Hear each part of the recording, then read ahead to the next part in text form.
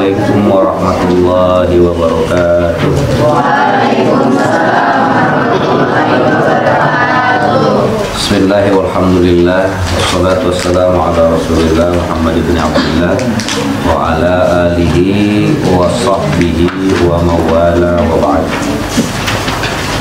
Anak-anakku sekalian, kembali kita bertemu lagi di malam Sabtu dalam kajian kitab Riyadhus Shalihin.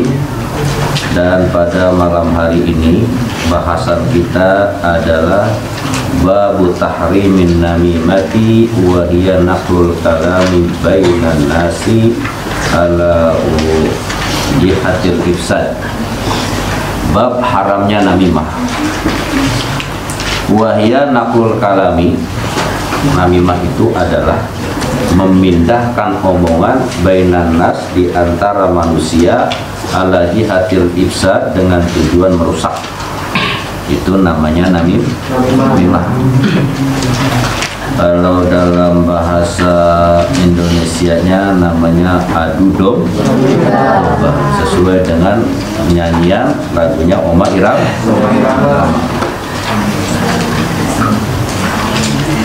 Qala ta'ala ma yalfidhu min qawlin illa ladaihi raqibun atidun. Kata Allah, apa yang terlafaz dari ucapan. Jadi setiap ucapan yang keluar dari mulut kita, setiap kata yang keluar dari lisan kita, illa ladaihi raqibun wa atid, maka sesungguhnya setiap ucapan kita itu pasti ada yang merhatiin, ada yang ngawasin, yaitu raqib dan atid. Ketika ucapan kita baik, qaulul ma'ruf, maka ucapan kita itu akan dihitung shadaqah. Kita ucap yang baik-baik, ngomong yang baik-baik, itu akan dihitung kategorinya shadaqah. Dan ketika lisan kita, mulut kita ngomong yang nggak benar, ngomong yang nyakitin hati orang lain, yang menyentuh perasaan orang lain, merusak hati orang lain, maka omongan itu juga ada catatannya. Jadi omongan kita bisa jadi pahala, bisa jadi dosa. Kenapa? Karena di sisi kanan kiri kita ada yang mencatat omongan kita, yang ngawasin omongan kita, yaitu siapa? Raqib dan atid. Nah, dari sinilah hendaknya kita harus selalu menjaga, memelihara ucapan. Karena misalnya ada Bram, kemudian ada orang bilang, kunyuk lu Bram. Ini ucapan kira-kira menyakitkan apa enggak? Walaupun hakikatnya emang sama dengan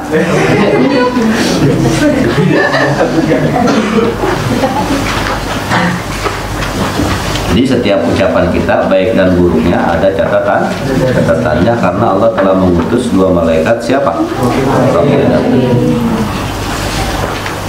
Hadis yang pertama datang dari Huzaifah radhiyallahu anhu qala, qala Rasulullah sallallahu alaihi wasallam, la yadkhulu al-jannata nammamun, muttafaqun alaih. Hadis ini diriwayatkan oleh Bukhari dan Muslim. Artinya hadis ini sangat sahih.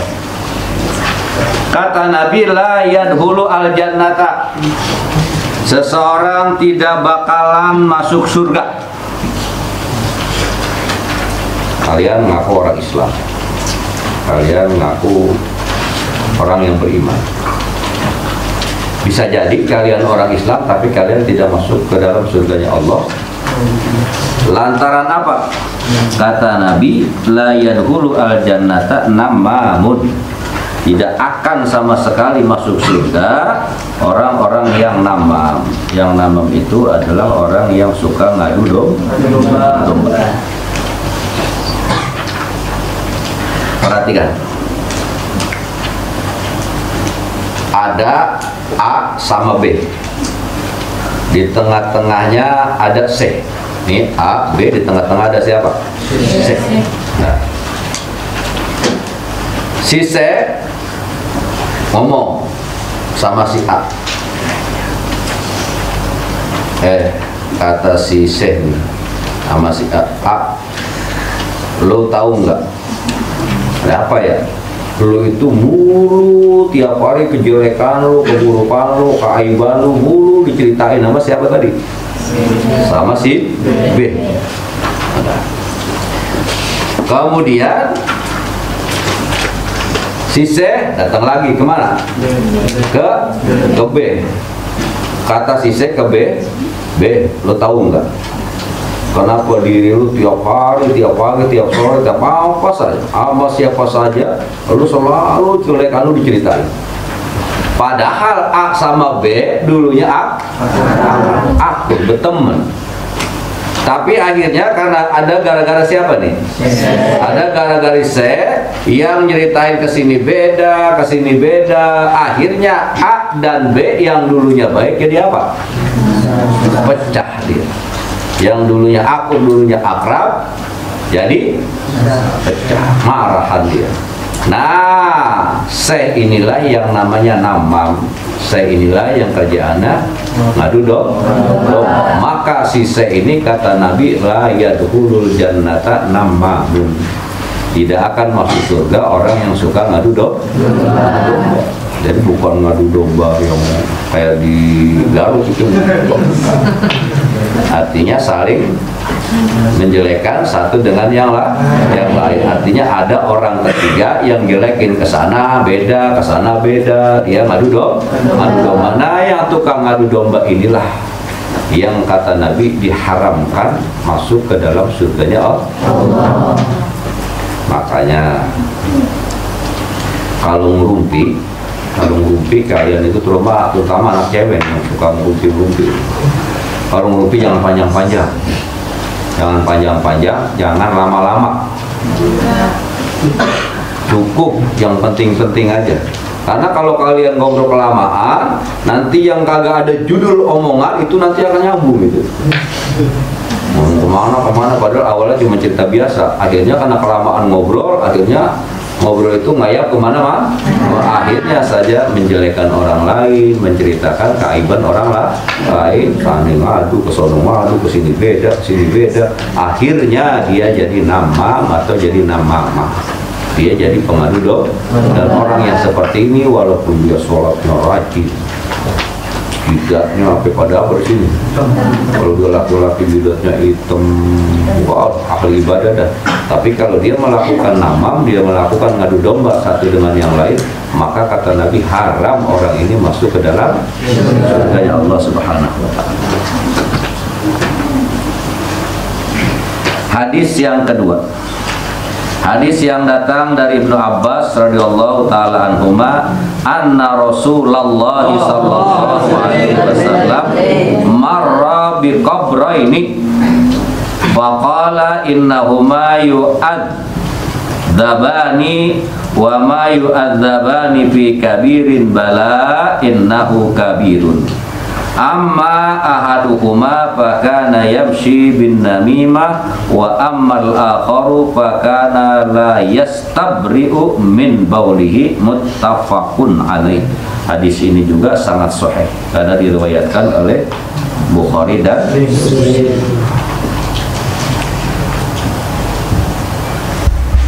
Satu cerita, satu hikayat yang datang dari Ibnu Abbas bahwasanya suatu saat Baginda Rasul sallallahu alaihi wasallam marra bi qabraini.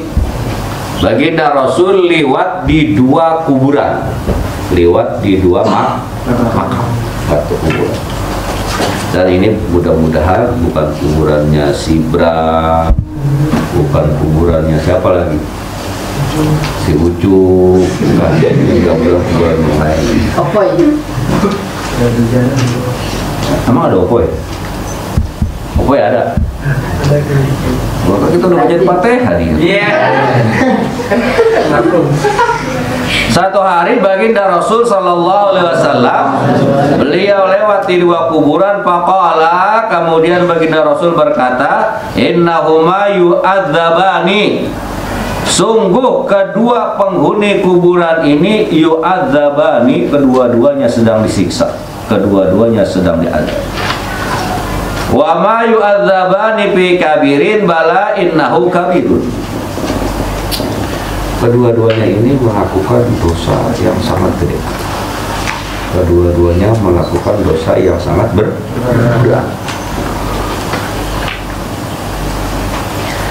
Amma ahaduhuma, adapun yang pertama, kuburan yang pertama yang dilewati oleh baginda Rasul sallallahu alaihi wasallam dan penghuninya sedang diazab, penghuninya sedang disiksa di dalam kubur, fakana yamshi bin namimah, adalah tukang adu domba. Jadi orang jangankan di akhirat, di kuburan saja orang yang namimah, orang yang suka mengadu domba, belum lagi di akhirat, masih di alam barzakh, itu kata Nabi sudah diapain? Sudah diazab, sudah disiksa. Hadis ini satu menerangkan bahwa kita harus yakin di alam barzakh, di alam kubur itu ada siksa dan ada nikmat. Nah, hari ini baginda Rasul menceritakan kepada kita tentang penghuni kuburan, tentang penghuni makam, tentang ahlul kubur yang sedang disiksa dan diazab. Yamshi bin namimah, orang ini saat hidup di dunianya suka ngadu domba. Sama si B akur, gara-gara si C ngadu sono, ngadu sini, ngadu sono, ngadu sini. Akhirnya A sama si B yang dulunya akur retak. A sama B yang dulunya aku jadi marah. Gara-gara siapa? Gara-gara si C. Nah, si C inilah yang Yamshi bin namimah, dialah yang tukang adu domba. Maka ketika dia mati, dia akan disiksa di dalam kubur. Na'udzubillahi min. Makanya alam kubur bisa jadi kufrah min kufarin niran, bisa jadi raudhah min riyadil, bisa jadi, dan bisa jadi juga taman daripada taman surga. Nah, buat mereka yang pada saat hidup di dunianya suka ngadu domba, maka alam kuburnya bukan menjadi taman surga, malah sebaliknya alam kuburnya menjadi apa? Lobang neraka penuh dengan siksa dan azab. Mau laki-laki mau perempuan, kalau dia namam atau dia namimah, maka pastikanlah orang ini laki atau perempuan pasti akan diazab ketika mereka meninggal dunia. Wa ammal akharu fakana la yastabri'u min baulih. Adapun satu kuburan lagi yang saat itu dilewati oleh baginda Rasul sallallahu alaihi wasallam dan penghuninya sedang disiksa, penghuninya sedang diazab oleh Allah Subhanahu wa taala, adalah orang yang kalau kencing sembarangan. Nah, ini nih.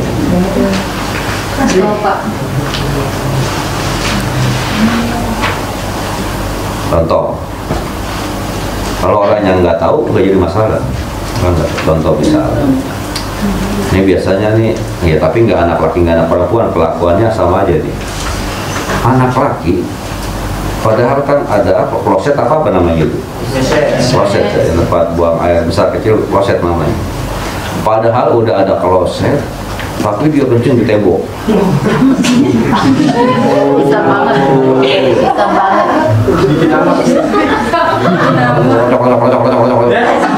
Hancur. Kencingnya aduh kemana-mana. Akhirnya apa? Pantulan air seninya, pantulan air kencingnya, ya kena kain, ya kena celana, ya kena baju, ya kena pakaian. Akhirnya pakaiannya apa? Najis. Wah, sadar habis itu, habis kencing, istinja, wudhu.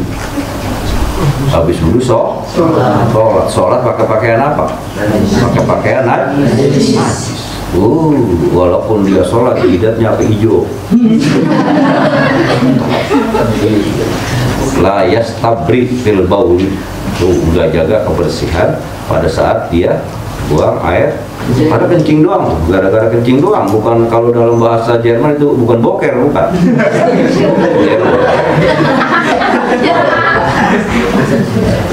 Kalau bahasa itunya, bahasa Turki pap atau pub.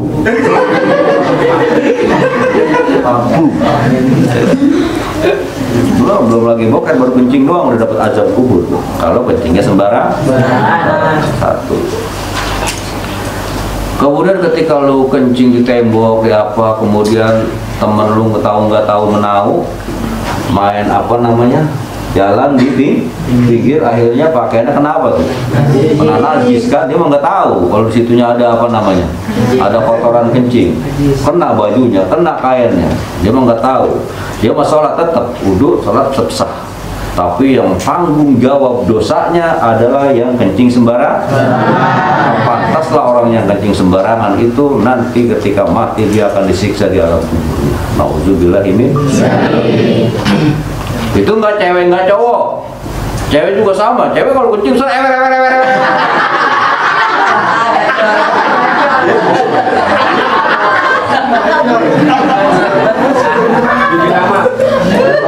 ya, yang merasa tertawa dia. Kalau cowok itu kencingnya dari mana? Dari zaman Jerman. Nah, kencingnya pasti dia mau krocok. Kalau lu kan bersiul kencing lu. Suit.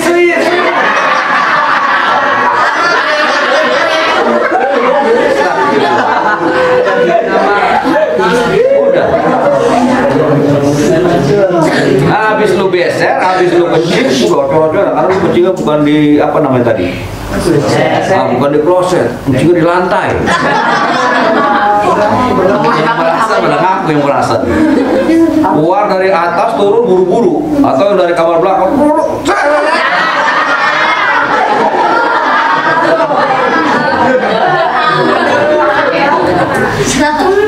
akhirnya ketika lu habis beser, habis kencing, lu istinja, kan airnya itu kemana-mana itu, bacok kemana-mana tuh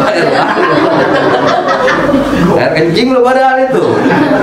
Akhirnya apa? Temen lu yang kagak tahu aja nginjak itu, akhirnya nginjak naik. Ana banget. Udah udu, padahal dia udah udu, akhirnya dia nginjek naik. Nah kalau yang nggak tahu dia sholat sah, tapi kan dia sholat bawa apa tadi? Najis. Siapa yang nanggung?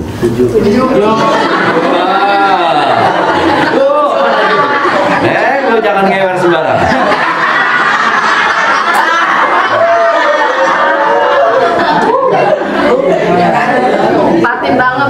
Batin. Untung aja lu pada anak cewek di situ nggak ada kala jengking lu.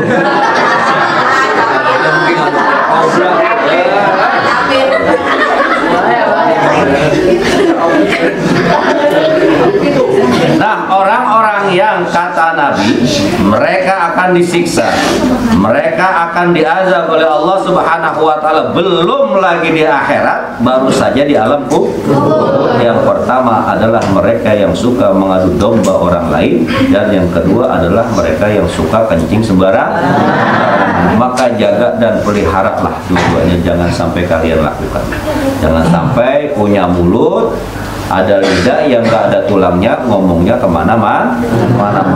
Yang kedua, jangan sampai kencing sembarangan. Ingetin tuh lo, ntar habis ini kalau lu kencing di lantai, lu sebrok ngoyok, kuat aja, bisa bersih. Kalau enggak lu kosrek sama Winso kayak, sama Wipol kayak, ngawet kemana-mana. Kemudian kalau kencing jangan bunyi.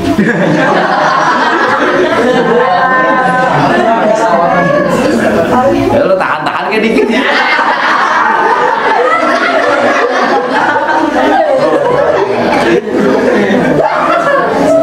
Ini tertarik, kayak waktu itu gini, dia lagi duduk sana ya, duduk di bangku biasa, dia lagi megang HP.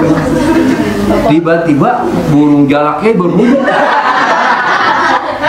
Cuit. Ini apa burung jalak? Gua taunya dia mendengar sesuatu. Dia sangka temennya bunyi, gua taunya anaknya kencing. Parah nih,